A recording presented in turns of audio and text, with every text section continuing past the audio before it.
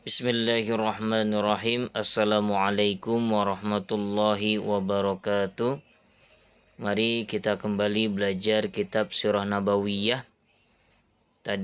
Kemarin kita sudah belajar tentang Amul Husni, di mana paman Nabi Abu Thalib dan istri beliau yaitu Khadijah radhiyallahu anha itu telah meninggalkan beliau, sehingga tahun itu menjadi tahun kesedihan atau Amul Huzni. Kemudian setelah itu beliau menikah dengan Saudah pada bulan Syawal tahun ke-10 dari nubuwah. Rasulullah Shallallahu alaihi wasallam menikahi Saudah binti Zam'ah. Dia termasuk orang-orang yang lebih dahulu masuk Islam, ikut hijrah ke Habasyah yang kedua. Mantan suaminya adalah Asyakron bin Amr yang juga masuk Islam dan hijrah bersamanya pula. As-Sakran meninggal dunia di Habasyah, atau menurut pendapat lain meninggal dunia di Mekah sepulang dari Habasyah. Beliau melamar Saudah lalu menikahinya. Dia adalah wanita pertama yang dinikahi beliau sepeninggal Khadijah. Setelah beberapa tahun kemudian, dia memberikan gilirannya kepada Aisyah. Faktor-faktor yang menguatkan kesabaran, ketabahan, dan keteguhan hati. Orang yang masih memiliki perasaan tentu akan bertanya, dan orang-orang yang berakal tentu tak habis pikir, apa sebab dan faktor yang dimiliki orang-orang Muslim sampai batasan ini, serta mengapa mereka masih tabah.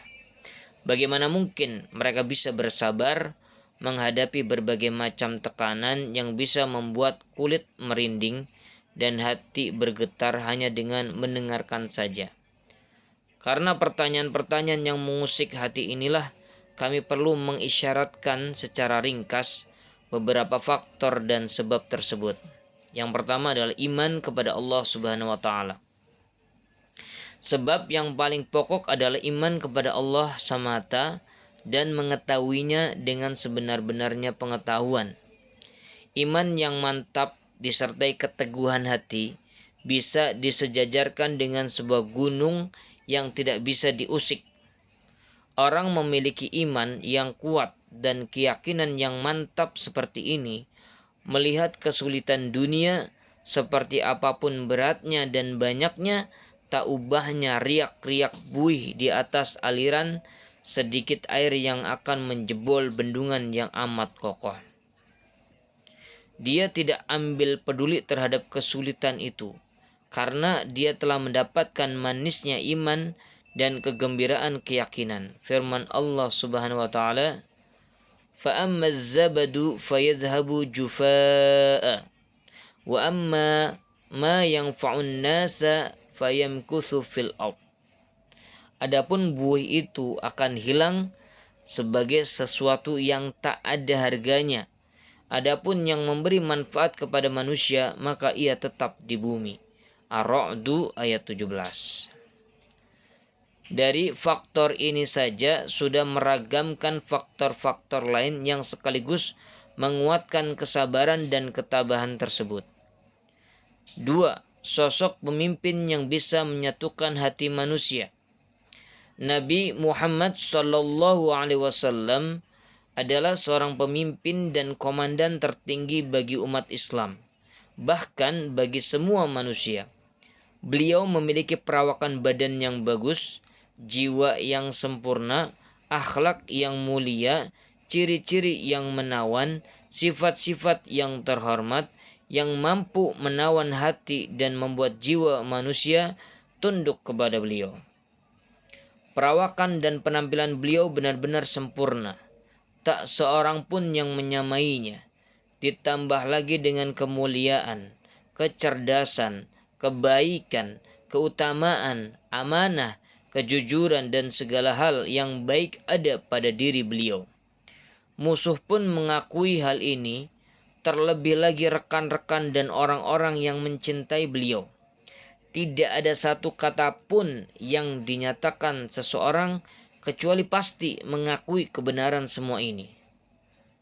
Suatu kali ada 3 orang Quraisy, Abu Jahal, Abu Sufyan, dan Al-Akhnas bin Syariq, yang secara sembunyi-sembunyi mencuri dengar ayat-ayat Al-Quran yang dibaca Rasulullah Sallallahu Alaihi Wasallam, sehingga yang satu tidak tahu apa yang dilakukan kedua teman lainnya.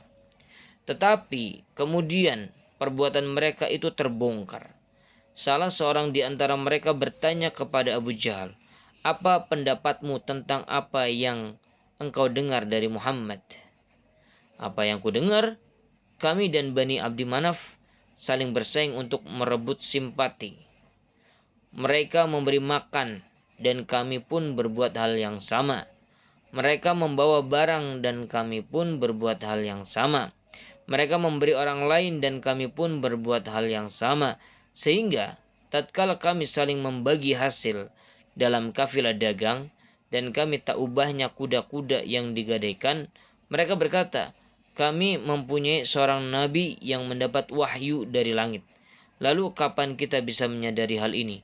Demi Allah, kami sama sekali tidak akan beriman kepadanya dan tidak pula membenarkannya." Abu Jahal pernah berkata, "Wahai Muhammad, kami tidak mendustakan dirimu, tapi kami mendustakan apa yang engkau bawa." Lalu Allah menurunkan ayat, "Fa'innahum la yukadzibunaka,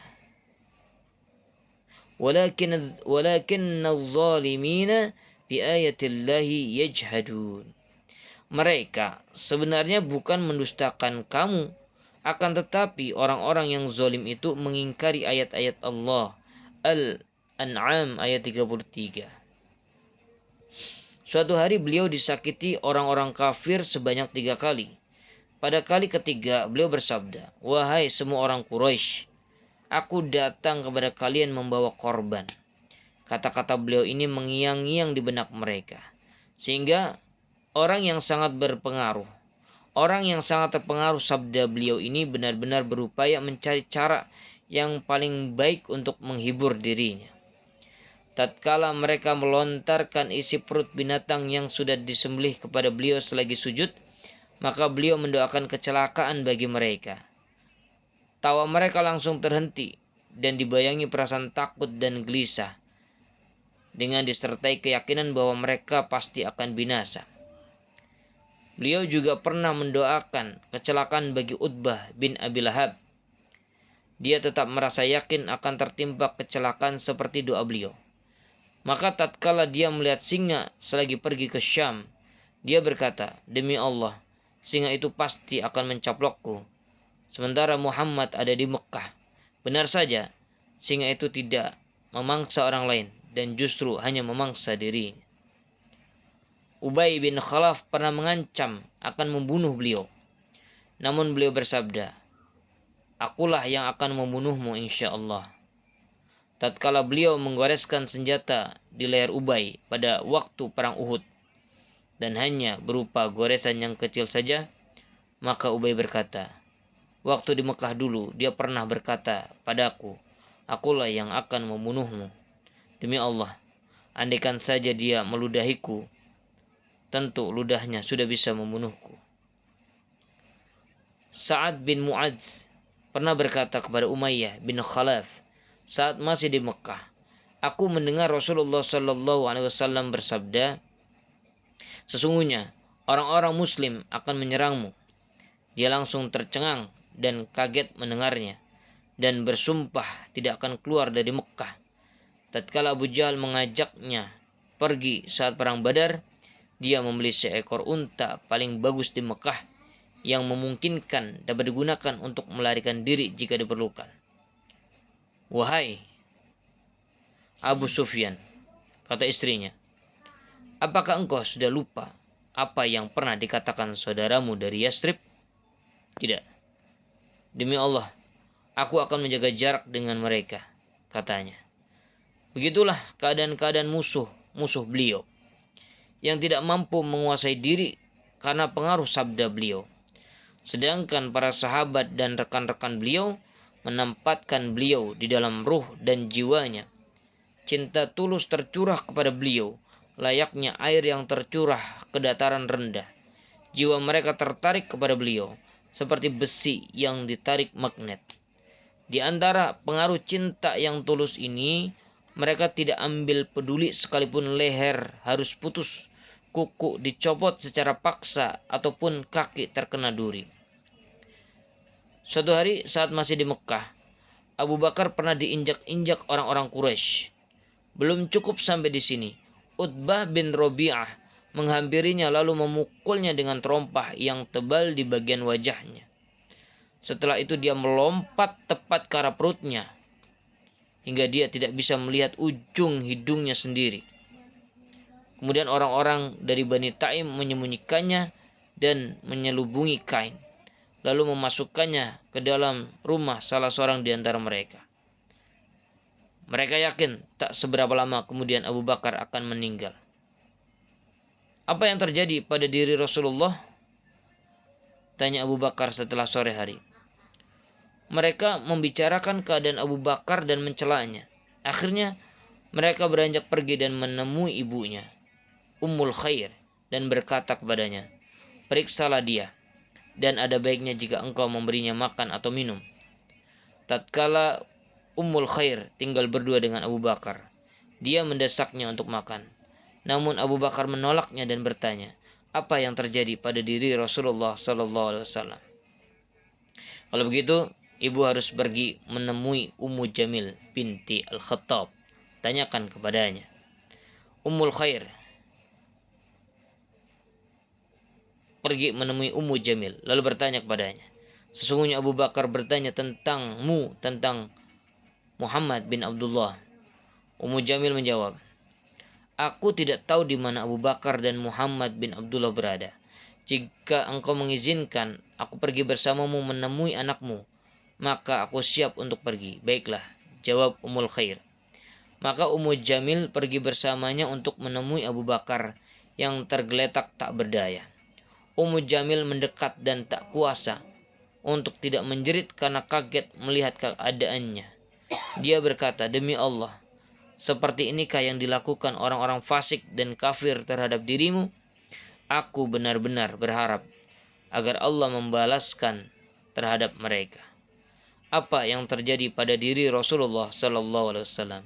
Apa yang terjadi pada diri Rasulullah Sallallahu Alaihi Wasallam? Ini ada ibumu yang ikut mendengar. Engkau tak perlu menyaksikannya, kata Abu Bakar. Lalu dia berkata lagi, beliau dalam keadaan selamat dan sehat. Di mana beliau? Tanya Abu Bakar. Di rumah Ibnul Arqam, jawab Ummu Jamil. Abu Bakar berkata, aku sudah bersumpah kepada Allah untuk tidak makan dan minum kecuali setelah bertemu Rasulullah Sallallahu Alaihi Wasallam. Maka kedua wanita itu menunggui Abu Bakar, dan setelah keadaannya agak membaik dan orang-orang sudah sepi, mereka pergi memapah Abu Bakar hingga tiba di tempat Rasulullah Sallallahu Alaihi Wasallam. Benih-benih cinta dan kasih sayang tumbuh seperti peristiwa ini akan kami sampaikan di bagian mendatang, terutama pada saat perang Uhud. Yang ketiga adalah rasa tanggung jawab. Para sahabat menyadari betul tanggung jawab yang besar di pundak manusia yang tidak mungkin dielakkan dan diselewengkan seperti apapun keadaannya. Akibatnya yang terjadi di kemudian hari jika mereka menghindari tanggung jawab ini jauh lebih besar dan lebih berbahaya daripada tekanan-tekanan tersebut. Kerugian yang mereka alami dan yang dialami manusia jika menghindari tanggung jawab itu sulit dilukiskan daripada kesulitan yang mereka hadapi karena harus memikul tanggung jawab tersebut. Yang keempat adalah iman kepada hari akhir. Iman kepada hari akhir. Iman inilah yang menguatkan perasaan untuk memikul tanggung jawab tersebut. Mereka yakin seyakin-yakinnya bahwa mereka akan bangkit kembali untuk menghadap Allah Rabbul Alamin. Amal mereka akan dihisab secara mendetil, yang kecil maupun yang besar. Dan setelah itu entah menuju surga yang penuh kenikmatan ataukah ke neraka yang penuh siksaan dan abadi di sana. Mereka menghabiskan waktu satu dalam hidupnya di antara takut dan berharap, takut azab Allah dan mengharap rahmatnya. Mereka sebagaimana yang difirmankan Allah, dan orang-orang yang memberikan apa yang telah mereka berikan dengan hati yang takut. Al-Mu'minun ayat 60. Mereka tahu dunia dengan kenikmatan dan penderitaannya tak mampu menyamai sebelah sayap nyamuk di akhirat. Pengetahuan ini membuat mereka mengabaikan penderitaan hidup dan kepahitannya, sehingga mereka tidak mempedulikannya. Yang kelima, Al-Quran. Pada saat-saat kritis, rawan dan menakutkan, turun surat dan ayat-ayat Al-Quran yang memberikan hujah dan bukti penjelasan tentang prinsip-prinsip Islam yang menjadi inti dakwah, dengan redaksi yang jelas dan akurat, memberi petunjuk kepada orang-orang muslim tentang dasar-dasar kekuasaan Allah agar mereka menjadi masyarakat manusia yang paling ideal di dunia, yaitu masyarakat Islam. Ayat-ayat itu juga membangkitkan perasaan mereka untuk sabar dan tabah. Ayat-ayat itu bisa berupa contoh-contoh perumpamaan dan pasti menjelaskan hukum kepada mereka. Firman Allah Subhanahu wa taala, A'udzu billahi minasyaitonir rajim. Am hasibtum an tadkhulul jannah walamma ya'tikum mathalul ladzina khalau min qablikum massathumul ba'sa wad-dharra'u wa zulzilu hatta yaqula ar-rasulu walladzina amanu ma'ahu mata nasrullah ala inna nasrallahi qarib. Apakah kamu mengira bahwa kamu akan masuk surga padahal belum datang kepadamu cobaan sebagaimana halnya orang-orang yang terdahulu sebelum kamu? Mereka ditimpa oleh malapetaka dan kesengsaraan serta digoncangkan dengan bermacam-macam cobaan, sehingga berkatalah Rasul dan orang-orang yang beriman bersamanya, bilakah datang pertolongan Allah, ingatlah, sesungguhnya pertolongan Allah itu amat dekat. Al-Baqarah 214. Alif Lam Mim. Apakah manusia itu mengira bahwa mereka dibiarkan saja mengatakan kami telah beriman, sedangkan mereka tidak diuji lagi? Dan sesungguhnya kami telah menguji orang-orang yang sebelum mereka. Maka sesungguhnya Allah mengetahui orang-orang yang benar, dan sesungguhnya Dia mengetahui orang-orang yang dusta. Al-Ankabut ayat 1-3. Ayat-ayat itu juga ada yang memberikan sanggahan terhadap orang-orang kafir dan pembangkang dengan sanggahan yang telak, sehingga sama sekali tidak memberi angin kepada mereka. Kemudian memperingatkan mereka tentang akibat yang sangat mengerikan jika mereka tetap bertahan dengan pembangkangan dan pengingkarannya, yang dikuatkan dengan berbagai peristiwa sejarah agar mereka mau berpaling dari kesesatannya. Al-Quran membawa orang-orang muslim berjalan di alam lain, membuat mereka tahu berbagai kejadian alam, keindahan rububiyah, kesempurnaan uluhiyah, pengaruh rahmat dan keridhaan Allah, lalu menyusupkan perasaan kasih ke dalam dirinya. Di dalam ayat-ayat itu terkandung seruan bagi orang-orang muslim yang memberikan kabar gembira kepada mereka tentang rahmat, keridhaan dan surga yang penuh kenikmatan bagi mereka, melukiskan gambaran musuh-musuh mereka dari kalangan orang-orang kafir dan zalim. Yang keenam,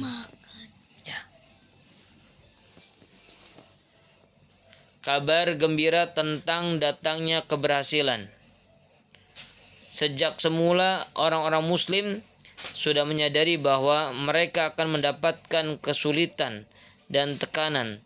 Sekalipun begitu, dengan masuk Islam bukan berarti mereka hendak menantang bahaya dan maut, tetapi dakwah Islam sejak semula dimaksudkan untuk mengenyahkan kehidupan jahiliyah yang bodoh dan aturan-aturan yang semena-mena.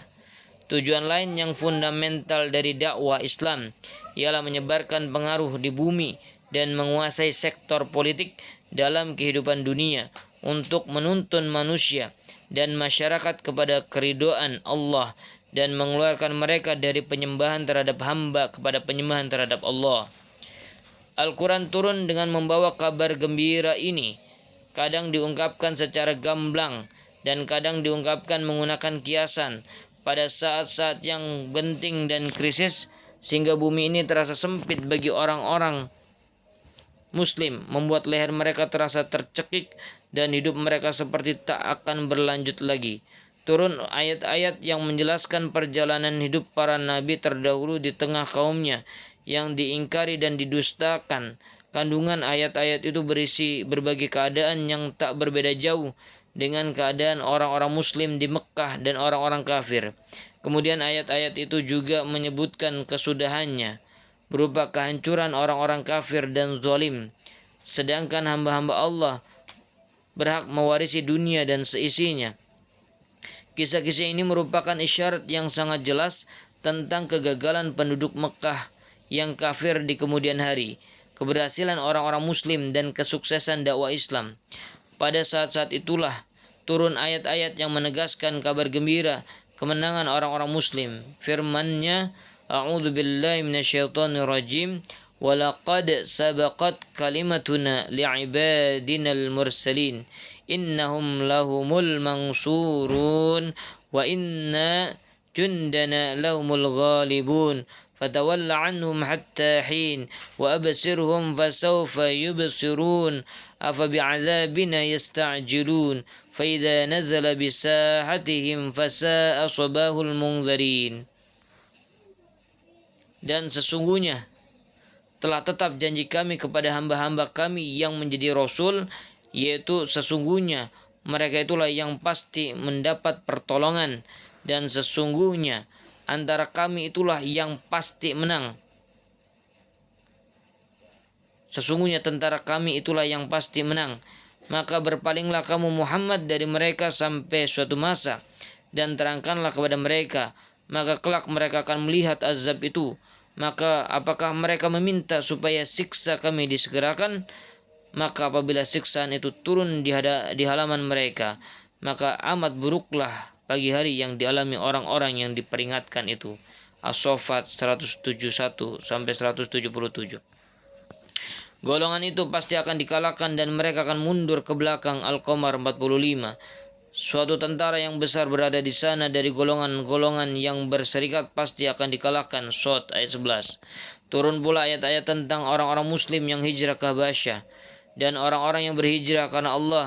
Sesungguhnya atau sesudah mereka dianiaya, pasti kami akan memberikan tempat yang bagus kepada mereka di dunia, dan sesungguhnya pahala di akhirat adalah lebih besar kalau mereka mengetahui. An-Nahl ayat 41. Mereka bertanya tentang kisah Yusuf, maka Allah menurunkan intinya. Sesungguhnya ada beberapa tanda-tanda kekuasaan Allah pada kisah Yusuf dan saudara-saudaranya bagi orang-orang yang bertanya. Yusuf ayat 7. Dengan kata lain, penduduk Mekah yang bertanya itu akan memperoleh kegagalan seperti kegagalan yang diperoleh saudara-saudara Yusuf.